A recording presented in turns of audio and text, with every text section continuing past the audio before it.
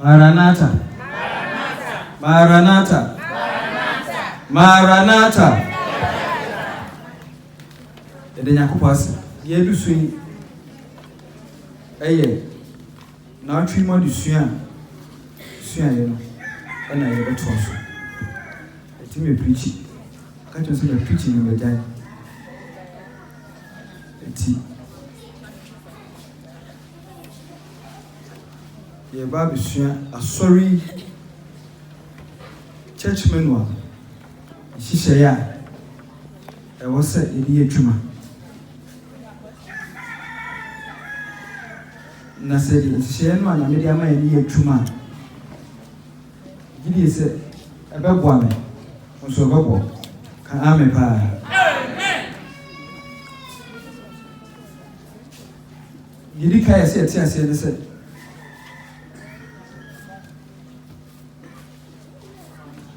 Ezi asori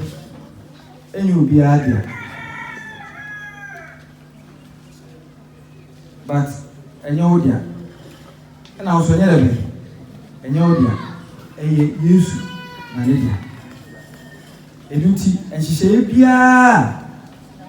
Asona ya to ho. Eye die ebeboa na ahye Yesu edunyam. Nye die behye sofo edunyam.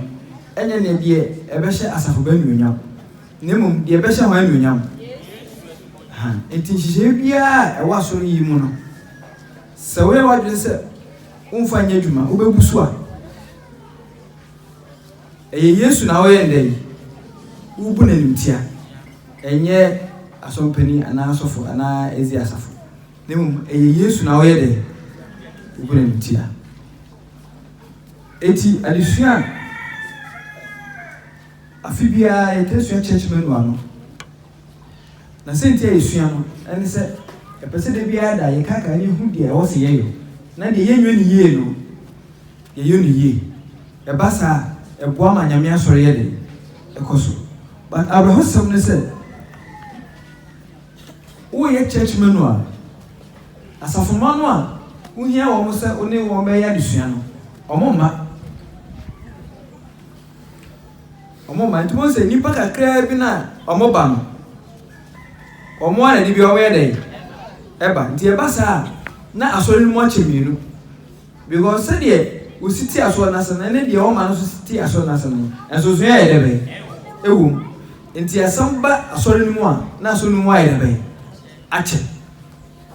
Ade ba ko ma aso nu mu che ba ko pa. Ene se ye mududo no a ensua asafo no enhyehyeye. Nti na am se ye ensua asafo no hyehyeye nti de o ye na dwe so de asafo no hyehyeye be ye dwuma no. Na de oni ma asafo no hyehyeye ne na ye de be. Enya hawo.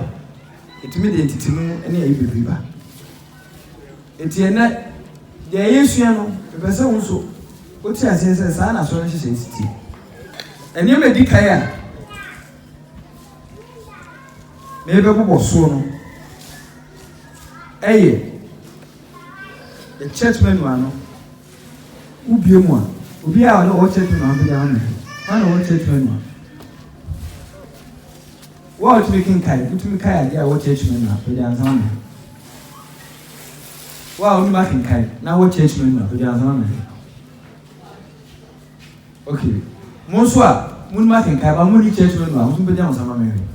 Mun making kai ba mun church manual. I just said mudu do no any making kai ba mun church manual. Na mo ye de na mo bazi.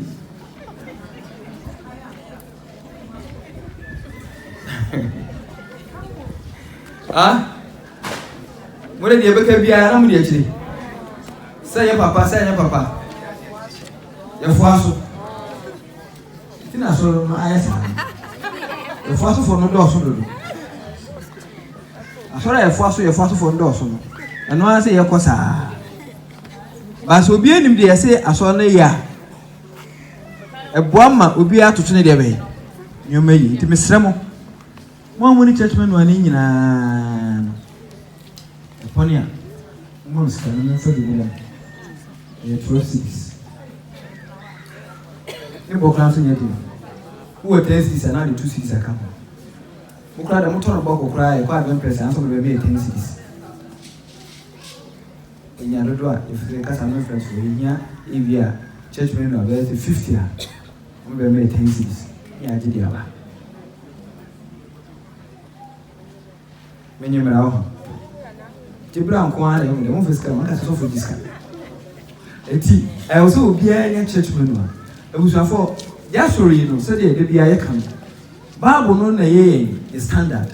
ene ye bibia Bible fi ho a enwoma ba ko a asori edi ye adwuma eye edi commission mo enwoma no a ema me ho at tray ye friend the spirit of prophecy step to Christ great controversy testimony with me 1 2 3 samu ma ni nyina e do so ye bibiri e kan nyina bom yin book kese ba ko my friend spirit of prophecy aye yitum se eye din commission eye nyame ho mo kasafa o mo bitro Bible mu a sa ho no a da kasafa e ma me ho atu mo so twere sa ngoma se be ya o de be boa masafo no a awie biri mu ato ye no yesu bitin ya ye nhihie sa ngoma mienu ena ye de ebu asafo yi ye toso miensa asafo yi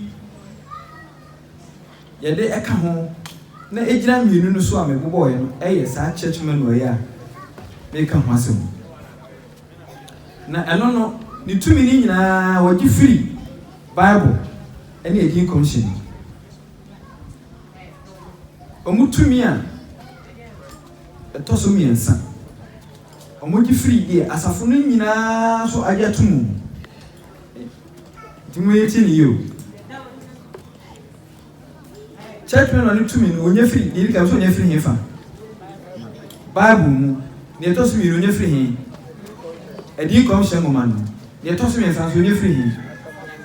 die asafo no nyina be ja tumu no eno so ebe yetumi ti se yi nyina jifu nyina jitumu se ene yen shema asofo a church men an be yeduma se yi nyina yitu se ye ba so ye ngore mpabo anya fe ne sisi form a church men an be yeduma na so sa so ni nyina jitumu se e ma nware ma mutini yu na be ma nware be ma aso ni nyintu church men no yentwe the reason is say I'm not there akutia de hin ese tia edin commission nemo de ye nyina yesusu say enkuntia Bible na ye nyina ya dwe ko peso oh ade we enkuntia Bible enti ye nyina edum tumu a ababoa ye na ye gi tumu a ye de adwuma ajamata ase adon na ye gi tumu e wo dinner conference na saa ne ma no a evia ye nyina ye gi tumu no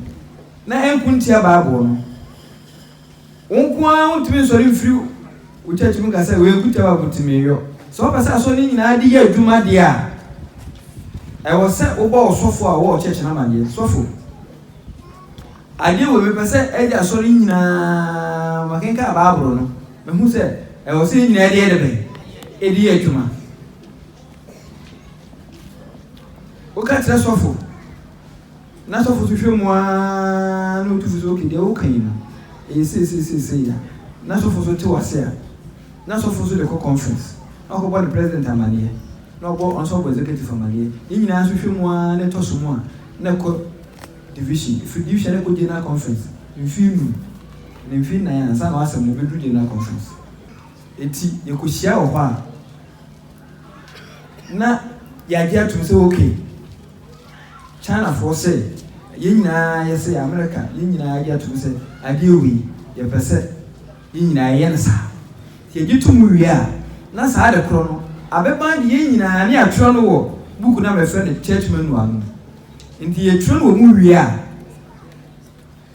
we asofu ye ezi asofu ba bia esa o hwese de ye nyina akohia dia tumu o hwema no koso e wo church na church menu ana ye chemo afanu mienu ye wo efa ba ko a ensem na wo ni nyina ye de yakodia tumu a e bande nyina edi asori e wubi ase nyina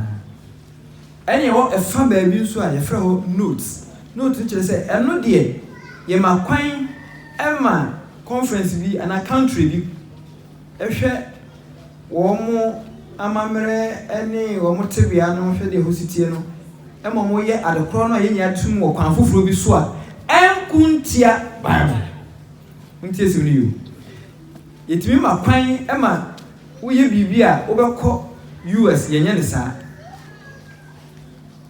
esanse Ghana hade ye ha no ye ba so le anopa no nkono e bodu mi ni kodu no onkura ni apon ni akwasa aba ene ya jatum wo be ko country bi wo se ye dia hade anopa no sile so si to anopa nti ye ya so ne mana anopa ye ba na wia be se 11 to 12 satam na ewia na anu aye de kakra ma so le dia ato ke be ba sa ma ko bia no 9 nyina ya me da akoro ne ba jamu tie mi de eno sa enkunti aba no kure wo mu ne se nyame ama ye mra ye fanye adwuma ene mra ye fanye de be e fa nso no enu ti wo ye wadwuma kan hu se wo de mra ni bi so ye de e be ma nyame enyo ade se 24 hours ni nyina wo de nyina be ye adwuma so we are so the 24 hours ni nyina be ye adwuma ukutia health principles enti hwe se wo be ye adwuma na ade bi aju ahome na ade bi amenyame na ade aka so ye wan kasa ho adwuma the senti menu aba makwai ama baabi ho a wote bie mu no na saa hihye na ide akoso sababe na asore no menu ano etie afei ye hu ni saa no ye mra eniema bi a enso asore ni nyina ye wo se ye yo ne boa ye ene ba kwa ye hwe no eye church menu ano page 161 eho watcho local church ministry for families. The local church here, the house of Pom, separating pool, Dr. Asabi, church Makona, or anything, local church and what's in the meeting. It's okay, men, who say a local folder in Jiraho Emma conference, and I live another place. It's a local church, they are near a sorry, it's my name, I be sure. Ba ko pe hospital e ba sa no a de e tele se e di adwuma na sa asore no e se oye ema abusua se uko local church bia it is made up of families uko local church bia eye abusua de kabo mu a yenya asore te se asokore mampo na de me kenya me da so mampo na ye mfato mo san se ye ha bi e na yinim pa so ba asokore mampon now kasa asokore mampon enzi church ya asompani ejare ne mba ene ne yire ne busua asompani bright ene ne yire ne busua asompani kusi ene ne busua asompani kwachi ne busua abusua ene wo ha enu firi ho a ye wo abusua onso abusua dom no wa bonten na won so awa dom saa abusua na America ndu he asafu mu a ebenya wo mu a omama me na papa no enye yasafu ba wo ha ebi kwa me yasafu ba to mo won baabi ana omanya yasafu ba kura na ono nko a na wo ha na so wo a be ma no nko a na wo ha na yire ne ma wo baabi safo no so e ko mu nyina bo mu ye wo mo abusua ba ko bato mutie ni ba entu ba hu se ye ka bonika se cluster of families a wo local church no a de o person chere se uko asori bia mu a eye abusua ene ka bo mu eye asori na se za abusua ni nyina be hia asori no eduma bia odima abusua ankra no ene se the church as a redemptive agency of Christ is to minister to its members in all their needs and nurture everyone so that all may grow into the mature Christian experience. But for me, I say Sasa busu ku nyina be hie mu a asori ni nyina botaye hade na meka abusu ni nyina ka mu na ha yenka obi abusu mu asem ye ka de asori ne de enti sa busu nyina be hie mu a ne enya abusua baako enti ha no hwe na wan fa wo abusua amaye standard amaye asori no moyen senenso enu kwa sa wo de wo family ebe standard for the church no so eye family baako mo so yele be ejina ane ye sonko free abusua wo de wo ma ba sori no enti be hu se aso no kwa chi abusua eye different aso mpani edare abusua eye different aso mpani me no abusua eye different aso mpani akwasi abusua eye different basa different ina kabonwa ne nya abusua baako aye friend asofara mampon church na sa asofara mampon church no wo mo so dwene adwene foforo a enti se abusua na aka ne de be adwene na wo botaye ne se wo mo hwe se sa abusua ne wo mu ni nyina no wo mo hi ade ene won enkanko ene won atete no wo niema akoso a ebenyini atise Yesu Kristo pepepe omenyini ewo Kristo sum aha aso na botaye ne se enye won na ebehwe abusua eno amabusua na sisi fie ene adan pachamu tv pa ana se obehwe amabusua no musa munye bi munno so mko wale bi kana munye bebiri bi enye aso no botaye no aso no botaye ne se ohwema abusua no enyini ewo Kristo sum enyini mu na woka ho asem ene se edan na abusua bi esisi a ewo se ne dan na o sisi no aso no bo no ma na so anifi a wo sisi no otimi de esom nyamema na yede be eyiye batomati ase enti emfa ne se ema busua esi efie edie na aso betumi aye aboa obi a osi fie seri ebe ya ni fie na osi no ebetumi aboa aso ne nyam sum amra yin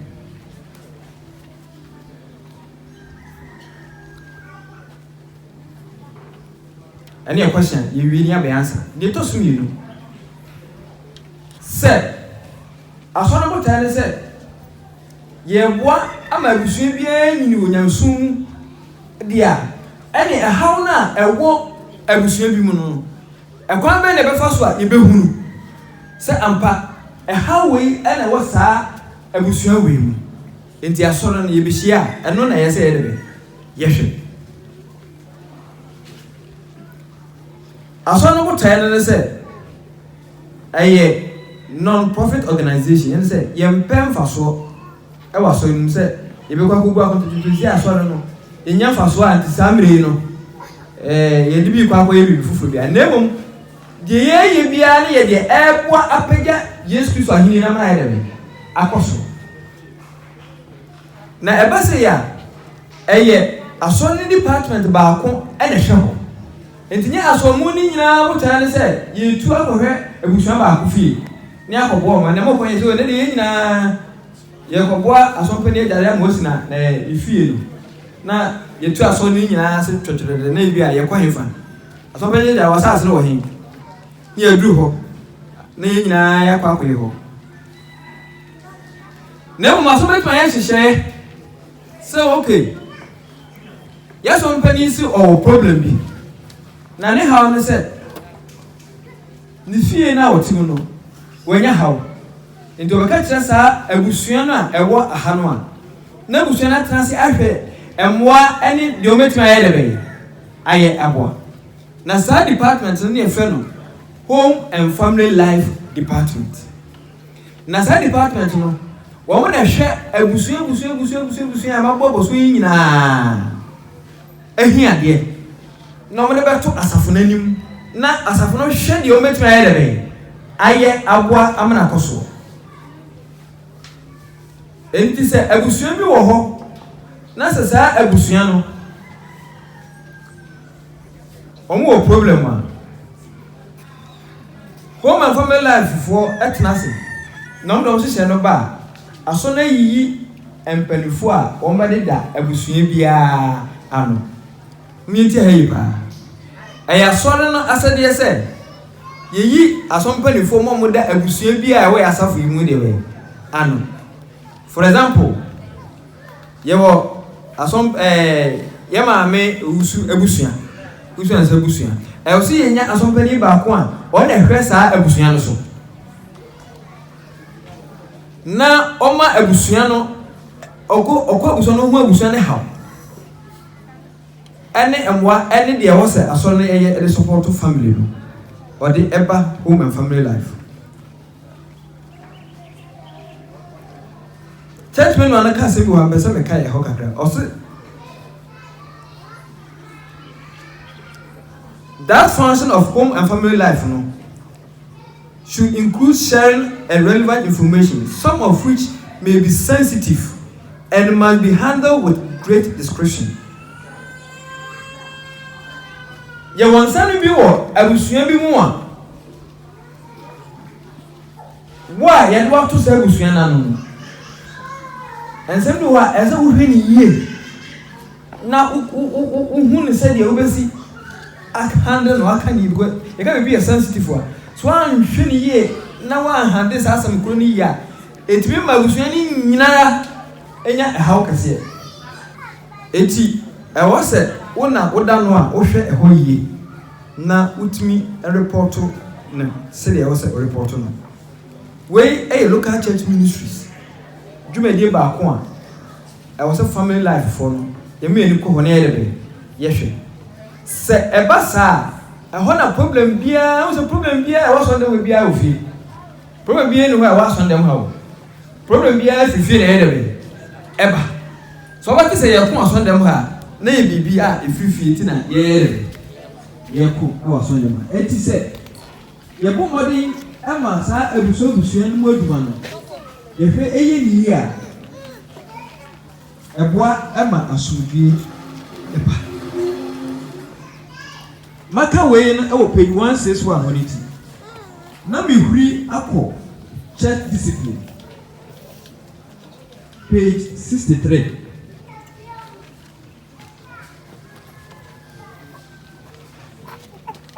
Ebusuafo yɛbɔ mpa yɛ baako yɛsua bibi deɛ mani nka kan ɛne deɛ meba bɛkan bibi abɛpɔ so ne yɛbɔ mpa yɛ na aha deɛ yi a meba bɛkan ɛyɛ church discipline asɔre no ɛkwan yɛfa so yɛ dɛbɛ obi fom a ɛwɔ sɛ yɛ dɛ yɛkyerɛkyerɛ no yɛwɔ kasa a yɛka yɛdi kan eti sɛ yɛhu kasa no ka na kana ɛkwan foforɔ so a ɛde ɛhaw ɛbrɛ asafo no yɛdi kan ɛne sɛ yɛka church discipline the tree ɛne sɛ ɛwɔ ha sɛ deɛ ka ne tree asante kasa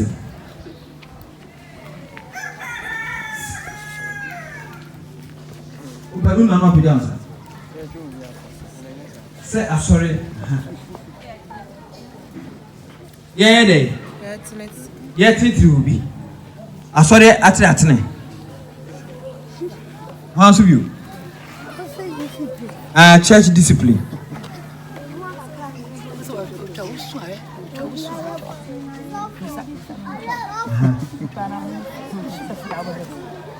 Good. Or say you can't charge discipline, so obi aye bone na ye de be ye twe na so ye ka se ye twe obi aso ase aso so be na da wo titiri obi ene wo twe obi aso entem teacher for mo why ni mo ana mo de bae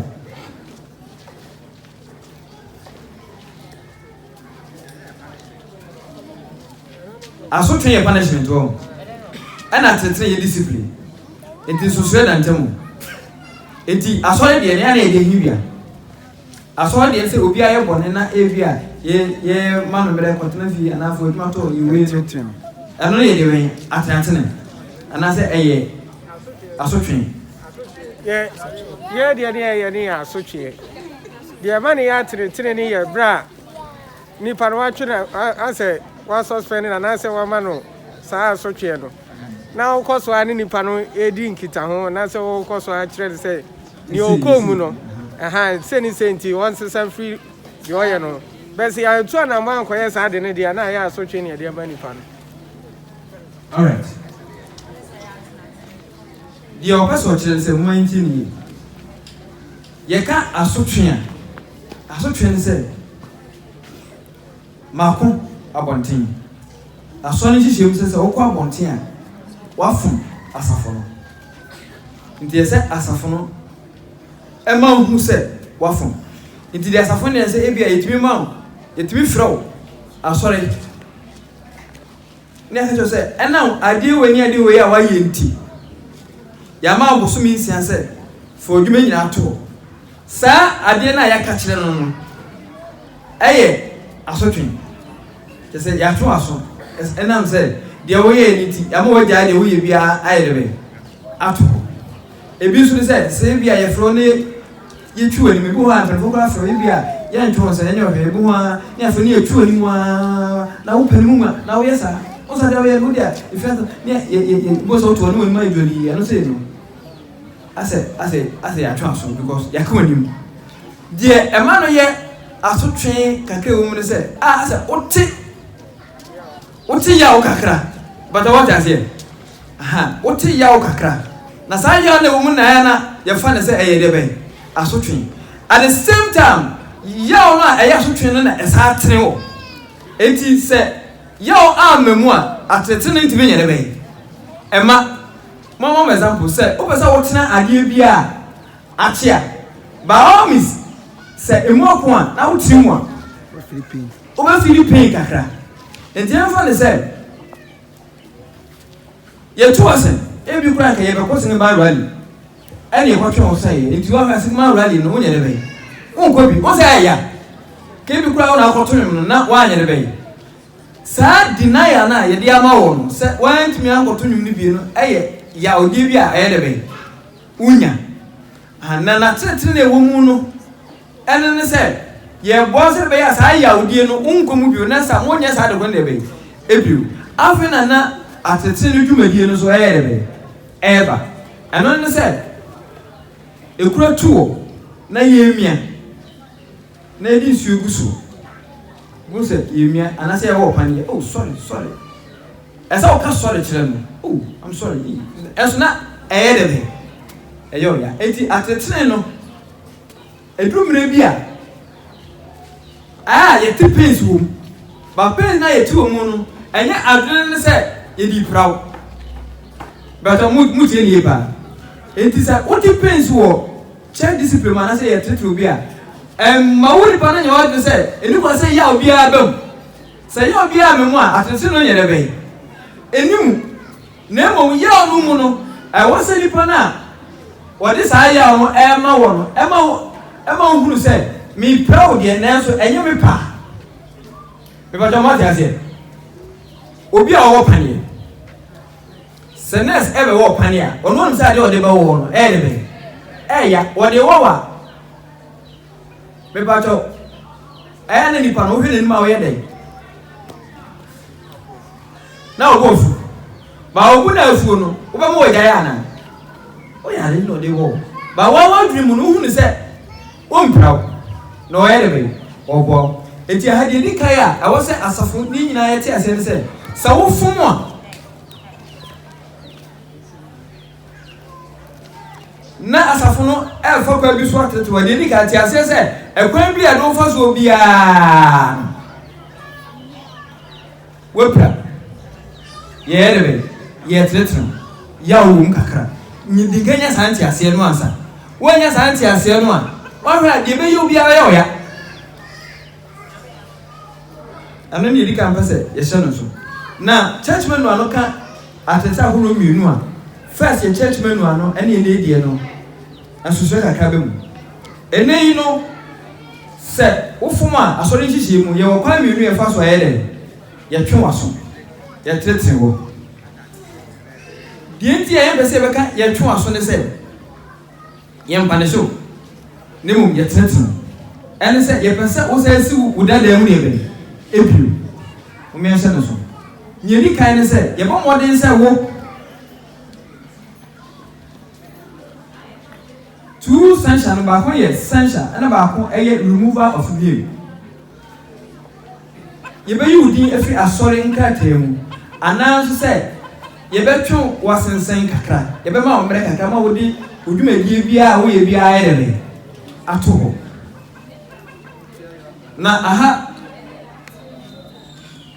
tumia menu ande ama asori ne se eye asori na decide se obore na waye no yenyi wudi emfiri asonka temu ana so se yenye de be yema emre first dia no de na ya twira ato ya kogya tum se boni we oya yentu wudi boni we oya yentu sensen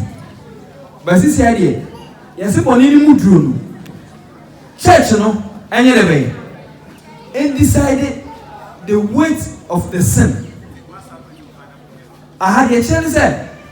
say yama dinner conference for Kotna America. Tum say obi kun yen yini din every grata imo asonta temo wa nya fe ama local church no true of us true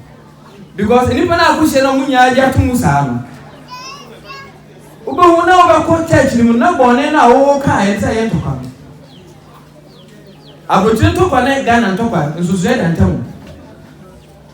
broni ka you are very stupid wa ko me ba by how the fa so fa ba na so ha na be gira so e ka so wa ko a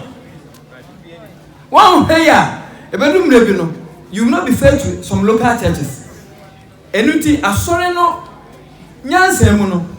ano dia kwasa boni bia e boni bia hia se utuni pa de be aso nanso local church no decided the kind of asotun obede be what the man